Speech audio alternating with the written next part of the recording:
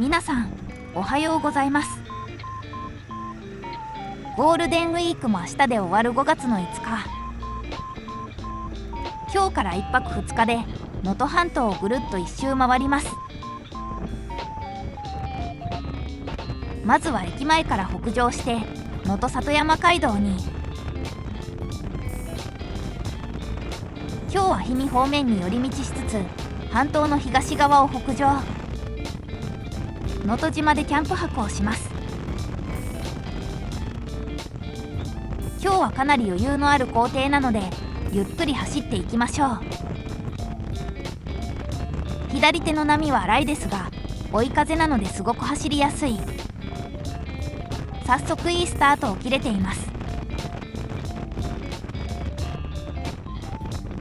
羽咋で能登里山街道を降りて山を越えて富山県に。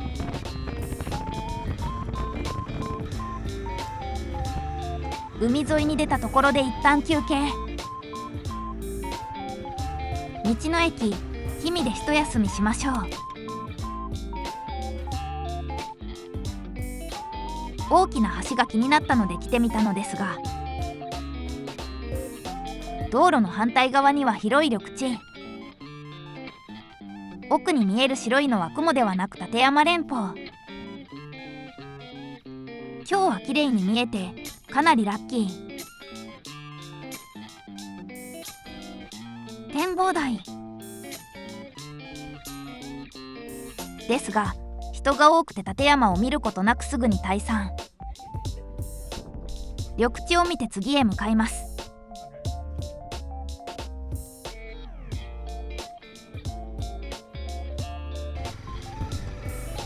少し休憩できたところでここからは海沿いを北上していきましょう。次に向かうのは半島の先端部分、観音島です。地図を見ていてたまたま見つけたところなので有名な観光地というわけではないのですが、今日はゆっくりできるのでたくさん寄り道していきましょう。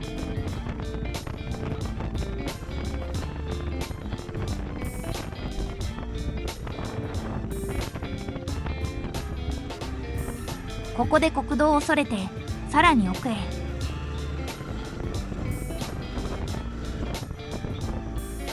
ようやく観音崎に到着なのですが、駐車場はさっきの左手だったか。おっと、これ以上は行けなさそうなので引き返しましょう。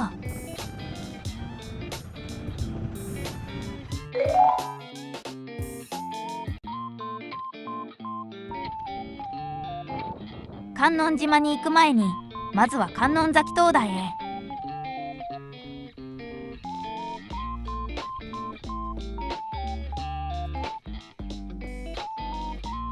獣道を進んだ先に真っ白な灯台が。残念ながらこれ以上は行けないですね。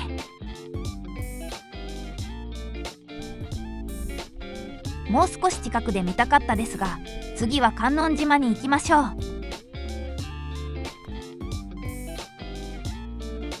正面に見えるのが観音島。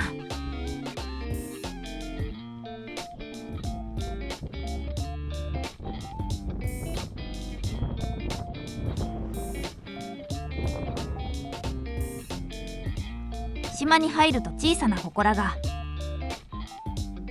そしてその先は草木がとても元気です。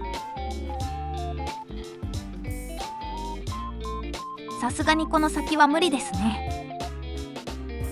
砂浜を歩いてもう少し奥へ。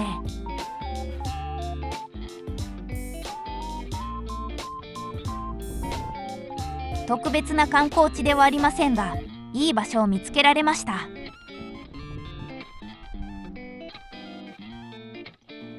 その後は七尾の市街地でお昼ご飯。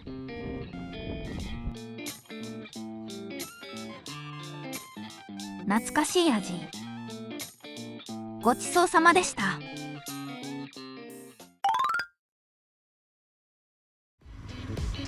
次時刻は13時過ぎ。今日泊まるキャンプ場は七尾湾に浮かぶ能登島の北部。この先の能登島大橋を渡っていくのですが、島に行く前にちょっと寄り道です。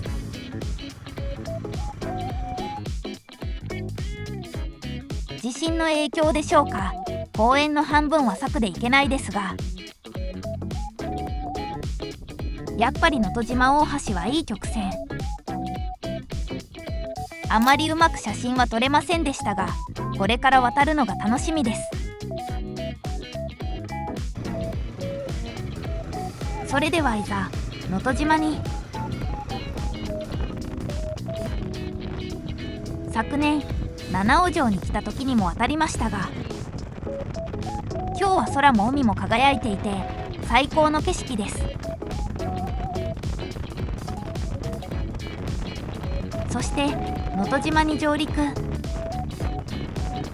日お世話になる能登島家族旅行村ウィーランドは能登島水族館のすぐ隣。13時半、キャンプ場に到着。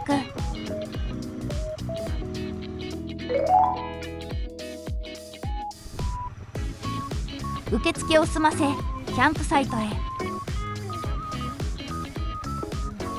場所は区画内ならどこでもいいとのことでしたが、やっぱりゴールデンウィークは混んでいますね。この辺りにしましょう。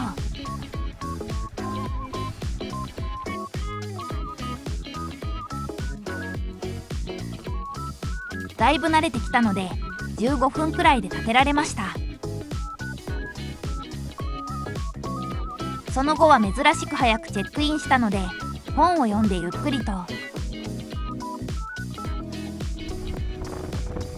16時過ぎ、日が傾いてきたところでそろそろ温泉に行きましょう。能登島にも温泉はあるのですが、せっかくなので和倉温泉に行きたい。ということでキャンプ場を後に再び能登島大橋を渡ります。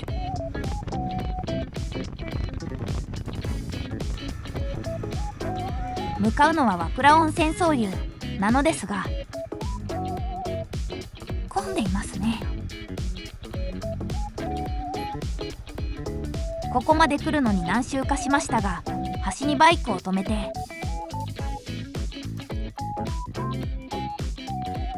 いざ総湯へ。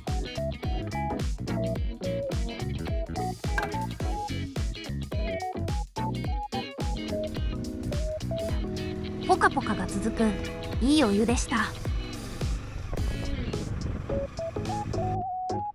その後は夜ご飯。今日は中華の気分。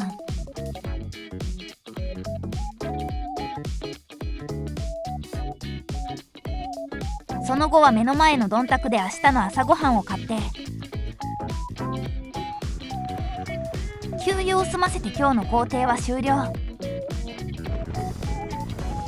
お疲れ様でした。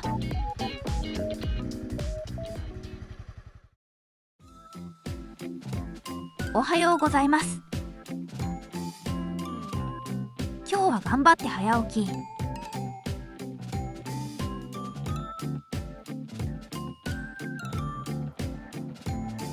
昨日はゆっくり景色を楽しめましたが、今日は能登をほぼ一周走る一日になりそうです。能登島家族旅行村ウィーランド、ありがとうございました。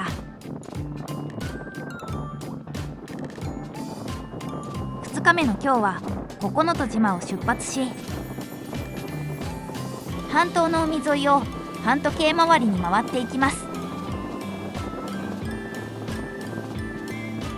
朝日を背中に橋を渡って本土に。朝から綺麗な橋を渡れてテンションが上がります。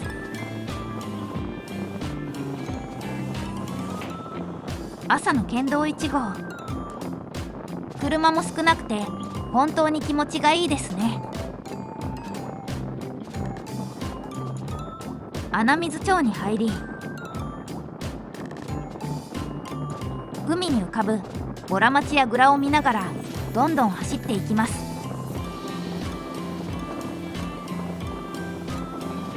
またしてもボラ町や蔵、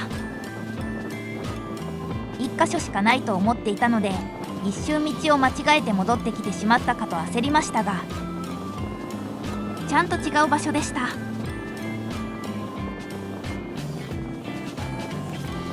出発から約1時間、能登町に入ったところで一旦休憩です。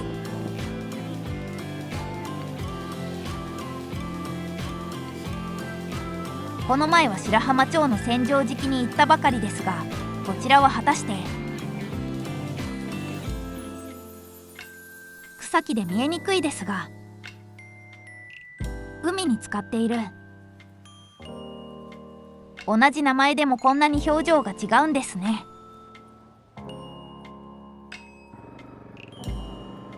程よく休憩できたところで進路は東に。次はあの巨大なオブジェを目指します。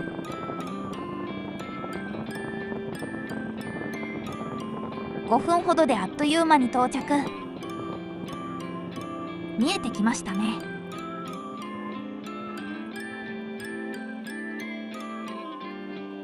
これは大きい。何度か写真では見たことがありましたが、実物は迫力がありますね。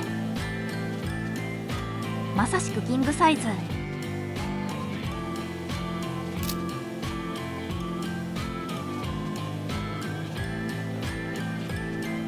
イカキングを見れて、いよいよ能登に来たんだなという実感が湧いたところで、次の目的地に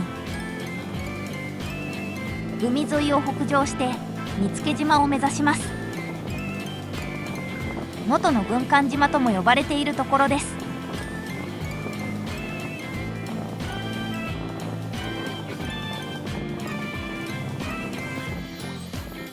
少し気になったところがあったので寄り道。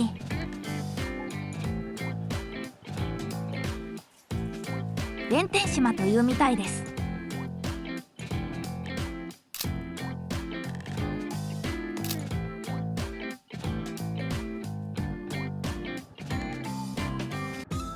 思いがけずいい写真が撮れたところで、改めて見附島に。すぐに到着です。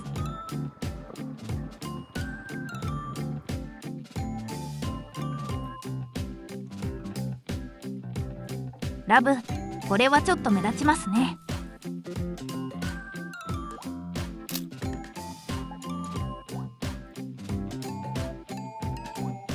話を戻して見附島。地震の前はもう少し大きかったそうですが、今でも十分な存在感。変わらず能登を代表する景色の一つだと思います。さて、次に目指すのは能登半島の最北端、六甲崎。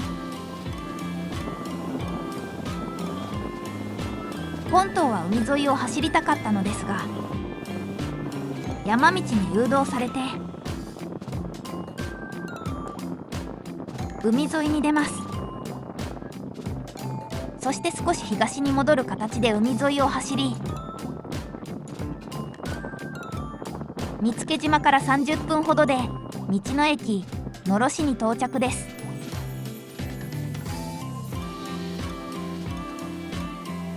道の駅は10時開店なので、先に六甲崎の方に行きましょう。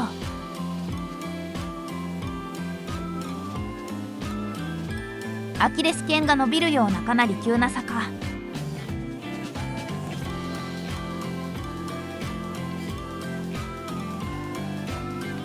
正面には白い灯台が見えてきましたが、左に何かありますね。日本列島の面積重心はこの沖合なんだそう。ちょっと賢くなりました。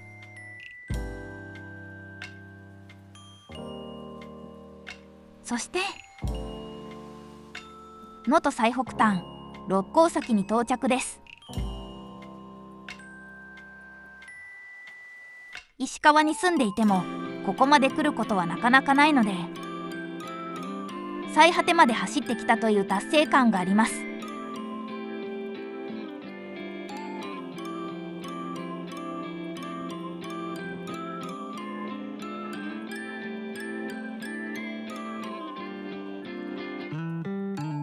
この景色を見るためだけでも能登まで来る価値はある、そう思える場所でした。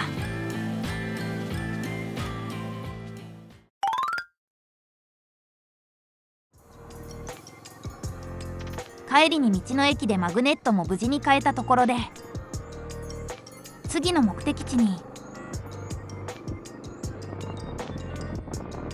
ここからは半島の北海岸を西へ窓岩を目指します。半島の北海岸の道は今回のツーリングの中で一番のお気に入りかもしれません。右には海と岩、左は山。走っていて本当に楽しい道です。海に目が向いてしまいますが、山側に意識を向ければ土砂崩れの跡、自然の怖さを肌で感じます。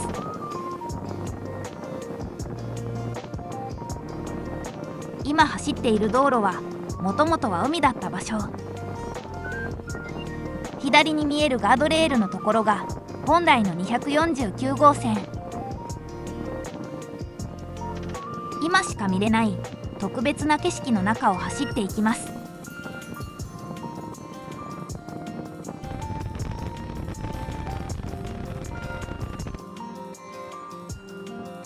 最北端の野呂市からおよそ45分、窓岩に到着です。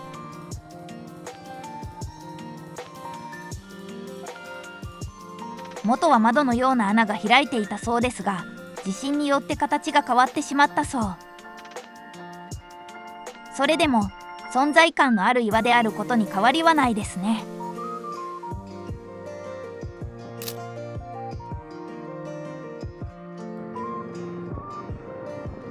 いつか窓岩という名前の由来を知らない人も増えていくのかもしれない。なんてことも考えながらさらに西へとバイクを走らせていきます。次は有名な城米千枚田です。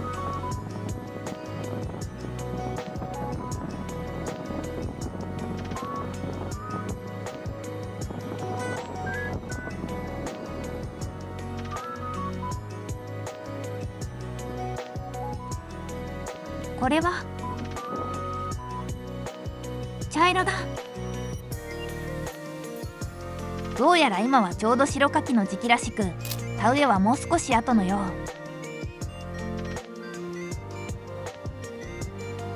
今度来る時はもう少し遅い時期ですね。また能登に来る理由ができたところで、次はさらに西へ道の駅輪島を目指します。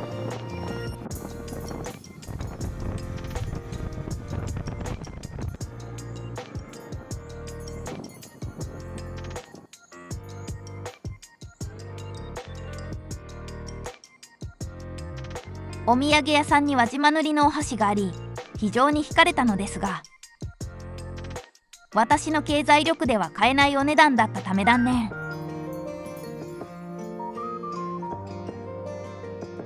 そしてお昼ご飯をどうしようか悩んだのですが、30分ほど走ったところに別の道の駅があり、そちらのご飯が美味しそうだったので、もう少しだけ我慢。半島の西海岸を目指し、再び249号線を走っていきます。時刻は13時前。お昼は道の駅赤上でレストランでメニューを開くと美味しそうなものが2つ。ライダーは惹かれること間違いなしのバイクーカレー、そして名物のフグの唐揚げ定食。迷った結果選んだのはの唐揚げ定食。フグのうまみが凝縮されていて、衣はサクサク。最高のお昼ご飯でした。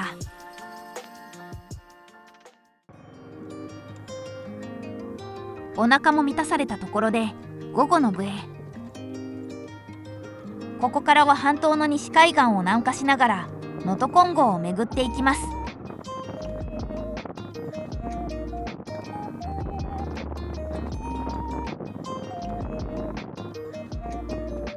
鹿町に入るところで国道から右折。能登金剛の一つ、八瀬の断崖に到着です。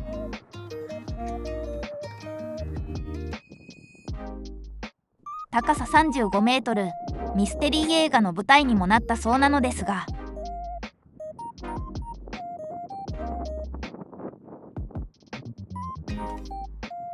綺麗に整備されすぎて断崖というよりは展望台の雰囲気。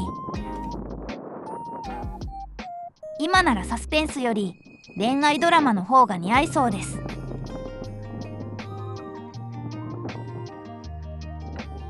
義経の船隠し、気になりますね。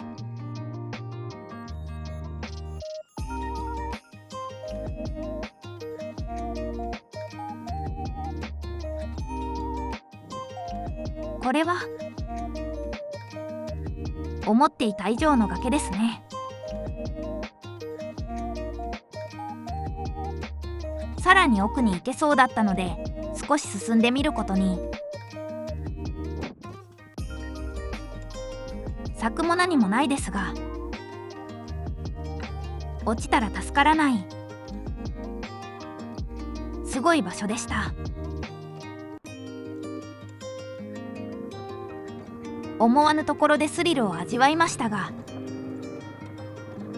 迫力満点でしたね。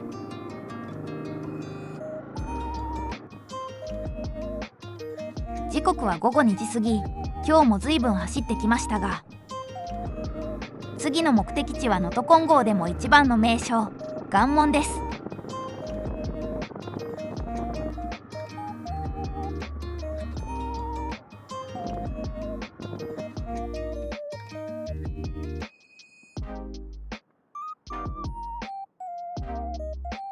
岩門には洞窟を通っていくみたい。そして岩の洞窟の先に岩門です。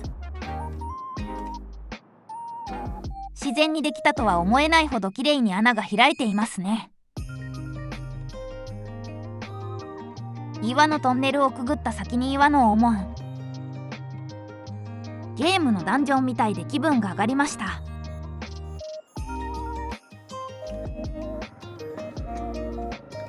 ちょっとした探検気分を味わえてすごく楽しい場所でした。